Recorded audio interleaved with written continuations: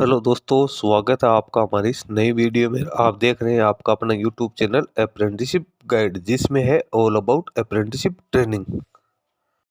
तो central bank of India की ओर से टोटल 3000 पदों के लिए अप्रेंटिसशिप की वैकेंसी निकाली गई है। जिन कैंडिडेट के पास ग्रेजुएशन के क्वालिफिकेशन है वो कैंडिडेट इसमें अपना एप्लीकेशन फॉर्म सबमिट कर सकते हैं। दोस्तों, ये वैकेंसी निकाली गई अप्रेंटिस एक्ट 1961 के तहत फाइनेंशियल वर्ष 2024-25 के लिए जिसका ऑनलाइन एप्लीकेशन फॉर्म भरने की डेट है वो एक्सटेंड कर दी गई है। 17 जून तक कैंडिडेट इसका एप्लीकेशन फॉर्म वो सबमिट कर सकते हैं। उसके बाद जो कैंडिडेट है उनकी जो ऑनलाइन एग्जाम्स है वो अब 23 से 2024 को होनी संभावित है। तो इसमें कैंडिडेट का सिलेक्शन किस प्रकार से किया जाएगा, एग्जाम पैटर्न क्या रहने वाला है, एग्जाम सिलेबस क्या रहेगा, इसके ऊपर आज अपन चर्चा करने वाले हैं। तो दोस्तों, मैं बता दूं कि अकॉर्डिंग टू नोटिफिकेशन अपन यहाँ पे बात करें तो कैंडिडेट का सिलेक्शन है यहाँ पे 2 चरणों में किया जाएगा। सबसे पहले तो कैंडिडेट का ऑनलाइन रिटन टेस्ट होगा जिसमें ऑब्जेक्टिव टाइप के मल्टीपल चॉइस वाले क्वेश्चंस आएंगे। इसमें टोटल 5 पार्ट्स शामिल होंगे ऑनलाइन एग्जाम से, जिसमें 1 नंबर पार्ट में तो quantitative aptitude, general English, reasoning aptitude, computer knowledge होगा। 2 नंबर में बेसिक रिटेल लाइबिलिटी प्रोडक्ट होगी, 3 नंबर में basic retail assets product, 4 number में बेसिक इन्वेस्टमेंट प्रोडक्ट्स और 5 नंबर में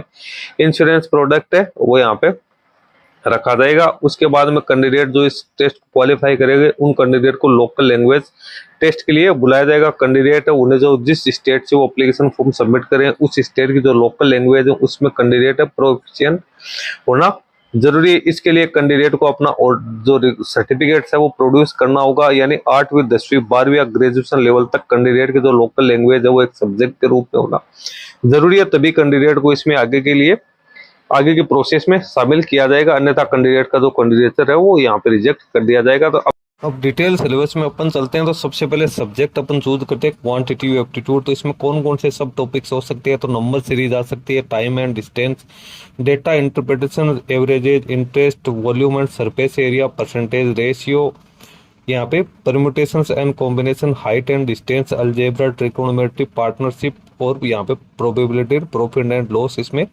जो क्वेश्चन है आ सकते हैं। फिर जनरल इंग्लिश की बात करें तो reading comprehensive, cloze test, spotting error, sentence improvement, sentence correction, para jumbles, fill the blanks, para sentence completion, phrasal and verb, synonyms, antonyms, word one word substitutions और आइटम्स एंड फ्रेजेज, ऐसे कुछ topics हैं जिनके questions आपके आ सकते हैं। फिर reasoning aptitude में देखें तो logical reasoning, coding and decoding, blood relation, alphanumeric series, alphabetic series, order and ranking, data sufficiency, coded inequities, direction, sense test, setting arrangement, puzzles, tabulations और सिलोगिम्स, इनपुट आउटपुट से संबंधित questions आ सकते हैं। Computer knowledge की बात करें तो computer network, computer fundamentals, Microsoft office, input and output device, component of computers, computer storage device, internet और जो इसके अदर जो क्वेश्चन है वो भी यहाँ पे आ सकते हैं। इसके अलावा जो बच गई तो यहाँ पे 2 नंबर का जो पार्ट है फिर बेसिक रिटेल लाइबिलिटी से संबंधित जो प्रोडक्ट्स हैं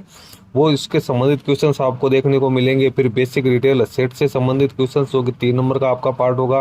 फिर बेसिक इन्वेस्टमेंट प्रोडक्ट 4 नंबर का पार्ट वगैरह 5 नंबर का होगा। बेसिक इंश्योरेंस प्रोडक्ट, यानी इंश्योरेंस में कौन कौन से प्रोडक्ट होते हैं, इन्वेस्टमेंट में कि क्या क्या प्रोडक्ट होते हैं, उनकी तैयारी भी आपको करना है। अब टाइम ड्यूरेशन इसमें आपको कितना दिया जाएगा इसकी जानकारी आपको सिर्फ और सिर्फ जो आपको एडमिट कार्ड आएगा उसी में देखने को मिलेगी। एडमिट कार्ड है जल्दी इसकी ऑफिशियल वेबसाइट पर पब्लिश कर दिए जाएंगे। अब कैंडिडेट है इसकी प्रॉपर तैयारी कैसे करे, प्रोपरेशन जो इसकी प्रिपरेशन के लिए क्या टिप्स होते हैं, तो सबसे पहले understand the exam pattern. Candidate को जो एग्जाम पैटर्न है उसको समझना जरूरी है और उसको समझने के बाद में ही कैंडिडेट को उसके अकॉर्डिंग ही यहाँ पे तैयारी करनी है कि किस प्रकार के क्वेश्चन इसमें आएंगे। उसके साथ ही कैंडिडेट को जो सिलेबस है उसकी भी अच्छी तरीके से समझ होनी जरूरी है, क्योंकि कई बार कैंडिडेट क्या आउट ऑफ सिलेबस तैयारी करते हैं, तैयारी अच्छी करते हैं, लेकिन वहाँ पे उससे संबंधित क्वेश्चंस नहीं आते हैं, जिस कारण कैंडिडेट्स को फिर एग्जाम में सफलता नहीं मिल पाती है। आपको अकॉर्डिंग टू सिलेबस जो 5 सेक्शन यहाँ पे दिए गए हैं आपको इन्हीं 5 सेक्शन की तैयारी करके जानी है। इसमें अदर कोई टॉपिक आपको ऐड नहीं करना है। उसके बाद में आपको जो एक स्टडी प्लान है वो तैयार करके चलना है कि आपको जो 5 टॉपिक्स है उनको डेली आपको अच्छी तरीके से रीड आउट करना है। सभी के लिए टाइम मैनेज करना जरूरी है। आपको रेगुलर बेसिस पे स्टडी करनी होगी और जो भी सोर्स आपके पास अवेलेबल है, इंटरनेट के माध्यम से पढ़ते हो, सोशल मीडिया के थ्रू पढ़ते हो, बुक से आप पढ़ते हो, उससे कोई फर्क नहीं पड़ता।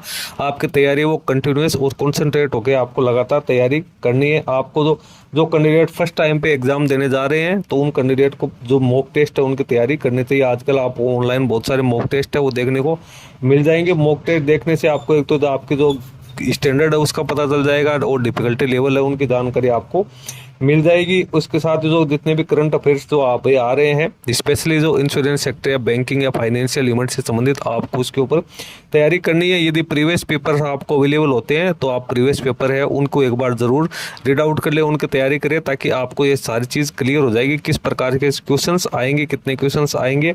अब दोस्तों इसमें नेगेटिव मार्किंग होगी या नहीं तो नोटिफिकेशन में तो इस बारे में कोई जानकारी नहीं दी गई है, लेकिन जहाँ तक मेरा जो एजम्पशन है उसके अकॉर्डिंग यहाँ पे 1/4 तो वो नेगेटिव मार्किंग रखी जाएगी। दोस्तों नेगेटिव मार्किंग से ही कैंडिडेट की जो डिफिकल्टी लेवल है वो यहाँ पे उसका पता चलता है। जैसे कैंडिडेट है वो मेन एग्जाम ये जो रिटन एग्जाम क्वालिफाई कर लेगा, उसके बाद में कैंडिडेट को यहाँ पे जो 2 नंबर का जो एग्जाम होगा वो यहाँ पे लोकल लैंग्वेज टेस्ट यानी इंटरव्यू होगा, जो कि कैंडिडेट ने जो स्टेट फिलअप किया है वहाँ के जो रीजनल बैंक होगा जो नियर बाई, वहाँ पे कैंडिडेट का इंटरव्यू होगा, वहाँ पे कैंडिडेट का लोकल लैंग्वेज का टेस्ट लिया जाएगा, जहाँ पे कैंडिडेट को लोकल लैंग्वेज से संबंधित क्वेश्चंस पूछे जाएंगे और ये चीज़ का पता किया जाएगा कि कैंडिडेट लोकल लैंग्वेज में कितना वो प्रोफिशिएंट कैंडिडेट है, उसको उसकी भाषा जो लोकल लैंग्वेज उसका ज्ञान है कि नहीं, उसको बोल सकता है, लिख सकता है या पढ़ सकता है।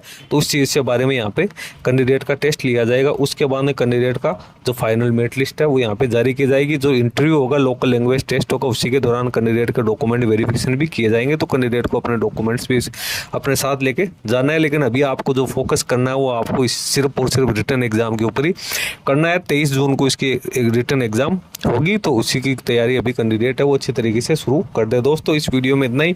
वीडियो अच्छा लगे लाइक शेयर करना, कोई क्वेरी हो कमेंट करके बताना। धन्यवाद।